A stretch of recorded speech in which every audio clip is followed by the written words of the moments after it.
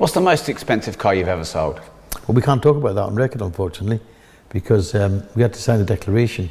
And some cars we do have to sign declarations on, like we can't discuss the sale. But it was in the tens of millions. Wow. Tens of millions. And what's the most expensive car you've sold that you can talk about?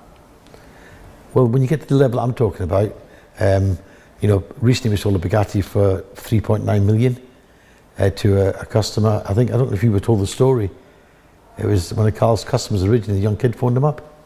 Were you told the story? No. A young kid phoned Carl up and talked about Lamborghini Urus. And Carl could tell he was a kid on the phone, but Carl also could remember when he was a kid. And he used to do that for me. So he gave him the respect and the time. And the kid was asking all the right questions, like an adult would do. So 25-minute conversation lasted, and it ended. And the kid said to Carl, before it ended, he said, what do I do now to reserve it? Carl said, well, obviously you haven't got a credit card. He said, how old are you? He said, I'm 12. He said, do you want to get your mum and dad with a credit card? He said, and I'll reserve it for you. 10 minutes went by, the call came in from a lady, and she said, you've just been talking to my son, because we're in Dubai at the moment, English, also live in Cheshire and live in South Africa. And she said, you said to call back with a credit card deposit. I'm just about to give you a credit card deposit. So the car was sold. And they flew here a couple of weeks later in a helicopter. There are more people arrive here by helicopter than they do by cars. That's quite knowledgeable to people. And they arrived in a helicopter on Saturday afternoon and Carl wasn't here. And I met the young kid, and the guy told me, he said, I followed your career for years and years and years. My father used to follow it. He said, I also followed how you educated your sons in the business. He said, I thought, I'll try it with him. He said, and that's why I'm here. And he looked in the corner too. We had a Bugatti Super Sport. And he said, what do you think of them? And I speak in my mind, even if I don't like a car, I'm trying to sell it to a customer, I'll give them my honest opinion. And I said, you know, I'm not a lover of Bugatti, which I'm not. And he said, well, I was going to buy a Chiron the other day, and he told me about a car that I knew where it was. 1 mile from where he lived. Not naming the dealer. Been there for 6 months, but I happen to know the guy who owned the car, who left it in the dealership. So I said, I can buy that car. He said, really? I said, he said, how much can you buy it? He said, well, they asked me 4 million for it. I said, I can save you a few pounds, I can save you 100,000. He said, well, you can sell it to me for 3.9. I said, I think I can, give me 2 minutes. So I phoned the guy up who owned the car, and I told him the truth. I said, this guy's been to look at your car. Anyway, he said, okay, I agreed to deal a price with him. Went back out, told him it was his for 3.9 million, and we delivered it the next day. He lived 1 mile from the dealer. We'd had the car for 6 months. So the essence of the story is, never judge a book by its cover, and always take your inquiry seriously. That's what you call old school. Right. That wouldn't happen today in a modern showroom. Yeah. Had you not walked in there with £1 million in a suitcase, or 200,000 or 300,000, they wouldn't talk to you. Me get rid of them. I drove the first turbo 3 litre, and I was 15-year-old, Right. 1976. A brown car, I can remember it now with tan leather. Yeah. And I blew the turbo up in it. Yeah. What, because you were driving it hard? Just because at the time, that's, yeah. Yeah. What was the one that you lodged somewhere? Oh, I've done a few of them. That was a 3.3 turbo then. That was what Rob's got. I left a Dino, a Ferrari Dino with flared arches in 1977 in a field in Yorkshire. It was picked up and scrapped the next day. And how much are they now? Car would be 400,000 Yeah, today. it'd be more. A Chairs and Flares car would probably be more. Blue, powder blue. Wow. And I was 16-year-old.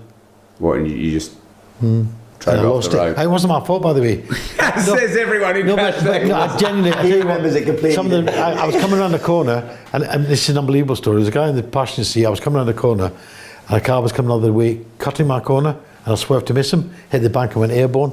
Wow. Landed on the roof, spun in. The guy was found 30 yards out the car. This is your passenger? Yeah, 30 yards out the Was car. he all right? Not a mark on both of us. But wasn't he? Am I making this up? Was he found 30 yards out the car, still in his seat with his seatbelt on? The seat with the seat.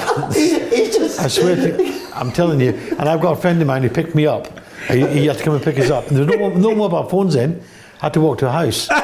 I had to walk to a house and phone a friend up and say, listen, can you come and pick us up? And then other friends that we had, of course, these are things you should have done, and I wouldn't advise people to do these things. I had no driving licence, I had no insurance, okay, I had none of that stuff. The car at the time cost £6,800, the car, when we bought it at the time. Just under £7,000. Bought it out of British car auctions in Brick House. and drove it, went to Stringfellows, what you call Cinderella's Rockefellers, which was owned by Peter Stringfellow at the time. And on my way back, I didn't drink. I never drank alcohol until I was 21-year-old. So I wasn't drink driving or anything like that, but I had no license, no insurance. And I was driving back to Preston from Leeds, 2 o'clock in the morning. But I've had a couple of others that have been my fault. You know, turbos, I put a couple of turbos up a tree. Yeah, and I've been Just like that. I had to chop the tree down. Yeah. Get the car out. Yeah, and I've come out. What, you lodged it up a tree? Yeah, I've come out of every, same car as yours. come out of everyone. It was actually that car. That's why it's gone down. It's a bit wobbly. That's why it's gone down 50%. I thought that was the bad news I needed to tell you. But no, yeah, I've been very lucky. But you know what? I'm more so aware now. In fact, I was only thinking about this. It was last night or the night before. How dangerous and how much respect you've got to give cars today. Because it doesn't have to be your fault. It doesn't have to be your fault. Yeah. You can be driving a car and somebody can be coming the wrong way and you're dead. My grandfather was killed in a car. Oh, wow. And he was killed in the car because he had his seatbelt on. The seatbelt killed him. Wow. That's going back into the 60s. Yeah. So, you know, there's ups and downs to every accident. But cars, when people drive these cars and they don't, especially, look, that car that you've got, when I look back at the 80s, when you got some people to jump in that car with no experience of power, I mean, they're going to kill themselves anyway. They're definitely going to smash the car up because they haven't got a clue what they're dealing with. Yeah. And it's still the same today.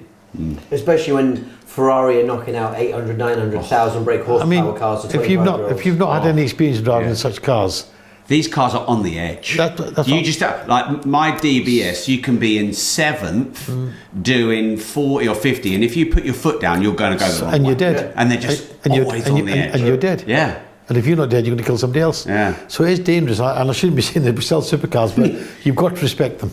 Yeah. You've got to respect a car. You've got to respect a supercar. And these we were talking about at the time, I did not respect them. I just didn't realise the power. And trying to do 120 on a bend in a turbo didn't always work. So that's when you run them. What's the easiest car to nick? Well, I live in London 50% of my time. I live in Knightsbridge. In fact, I'm going there tonight. I spend the first part of the week, middle part of the week to the end, or sometimes the first part of the week, anyway, 50-50 between here and London. And I was there with a friend 3 weeks ago, and my wife was driving. My wife had a new Range Rover, driving a new Range Rover, and he had a new Range Rover. He had the old model Range Rover till that, excuse me. And they were parked. My house is right opposite the Historical Museum, in 800 yards from Knightsbridge.